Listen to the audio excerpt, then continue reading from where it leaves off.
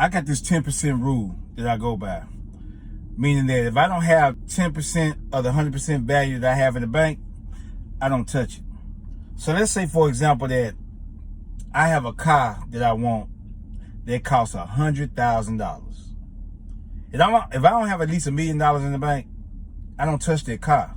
Okay? Well, if I got a house that costs $1 million, if I ain't got 10 million in their bank, I don't touch it because I'm not gonna be able to afford it. Okay? See, most people can afford the interest, or they can't even afford that really. They just get it, or what they could afford at the time. They could probably afford the down payment or something like that. Now, I'm not saying don't get anything decent.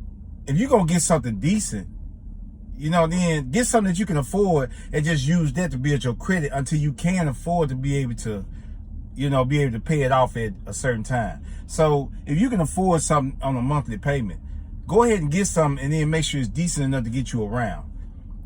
Same thing with a place. A lot of people get these big advances, get these big taxes and stuff like that and everything, and they want to go out here and just get crazy. Don't go out here and get your taxes and try to go out here and try to buy a Ferrari or buy a Tiger or buy anything that's all out of the whack.